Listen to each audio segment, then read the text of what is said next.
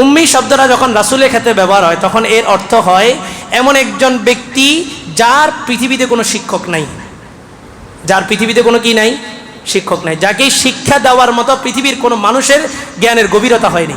আল্লাহ রসুলের শিক্ষককে সরাসরি আল্লাহ তাআলা, রাসূলকে আবার শিক্ষা দিবে কে? রাসূলকে বললেন ইকরা, হে মোহাম্মদ তুমি পড়ো। রাসূল বললেন মা আনা বিকারিন, আমি পড়বো কিভাবে, আমার তো কোনো একাডেমিক পড়াশোনা নাই। রাসূলের একটা গুণ ছিল, রাসূল ছিলেন উম্মি। উম্মি মানে কি? উম্মির একাডেমিকভাবে যদি আবিধানিক অর্থ দেখেন, ডিকশনারিতে দেখেন, তাহলে দেখবেন যে নিরক্ষর। উম্মি শব্দের অর্থ নিরক্ষর।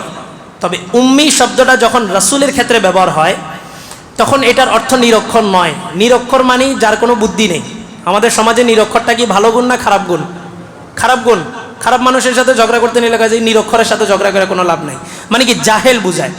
তাহলে আপনি যখন রাসূলের ক্ষেত্রে উম্মি শব্দের ব্যাখ্যা করবেন নিরক্ষর, আপনি কি রাসূলকে সম্মান দিলেন না অপমান করলেন? অপমান করছেন। তাহলে রাসূলের ক্ষেত্রে যখন উম্মি শব্দটা ব্যবহার হবে তখন কি অর্থ দাঁড়াবে? রাসূলকে যদি আপনি নিরক্ষর বলেন তো পৃথিবীতে আবার জ্ঞানী আছে কে? এই পৃথিবী জ্ঞানের আলো নিজেরা আলোকিত হয়েছে কবে? রাসূলের মাধ্যমেই তো। এই পৃথিবীর মানুষ শিক্ষার আলোয় নিজেদেরকে শিক্ষিত করছে কার মাধ্যমে? মুহাম্মদুর রাসূলুল্লাহর মাধ্যমে। তাহলে ওই রাসূলকে যদি আপনি বলেন নিরক্ষর, রাসূলকে কি সম্মান দিলেন না অপমান করলেন? তাহলে উম্মি শব্দের অর্থ ডিকশনারিতে নিরক্ষর আছে, রাসূলকে ওটাই তো বলতে হবে। কি বলবো? এটা হচ্ছে জ্ঞানের কমতি। গুগল নির্ভর জ্ঞানের এই অপব্যাখ্যাগুলো আসে। গুগলে যেটা দেখছে ওইটাই, ডিকশনারিতে যেটা দেখছে ওইটাই। কোরআন হাদিসকে বুঝতে হবে সাহাবীরা যেভাবে বুঝছেন ওভাবে। আপনি তো সাহাবী মানেন না, তা আপনার দ্বারা ভুল ব্যাখ্যা হবে না কার দ্বারা হবে? কোরআন হাদিসকে আমি আমার মতো করে মানতে পারবো না, সাহাবীদের মতো করে মানতে হবে। সাহাবীরা যেভাবে মানছেন, যেভাবে বুঝছেন, যেভাবে পালন করছেন, 1400 বছর পরে এসে আপনি যত বড় পণ্ডিত হন, নিজের থেকে এক শব্দ বাড়ায় বলার সুযোগ নেই। আল্লাহ রসুলের এক হাদিস বলে যে তাফসির বির রায় একটা আছে, মানে কোরআনের আয়াতের ব্যাখ্যা নিজের মতো করে করা। তা আপনার অনেক এলেম আছে, জ্ঞানের গভীরতা আছে, আপনি নিজের মতো করে একটা ব্যাখ্যা করলেন। রাসূল বলেন সে যদি সঠিকও করে তারপরেও সে ভুল করছে। মানে আপনি নিজের মন মতো এটা তাফসির করছেন, কিন্তু ঘটনাক্রমে তাফসিরটা আবার কি হয়ে গেছে? সঠিক হয়ে গেছে। তারপরে রাসূল কি বলতেছেন? ফাকাত আখতা, সে ভুল করছে। তাহলে কোরআন হাদিসে নিজের মন গড়া কোনো কিছু করা যাবে? যাবে না। কার মতো করতে হবে? সাহাবায়ে কেরাম যেভাবে বলছেন ওভাবে করতে হবে।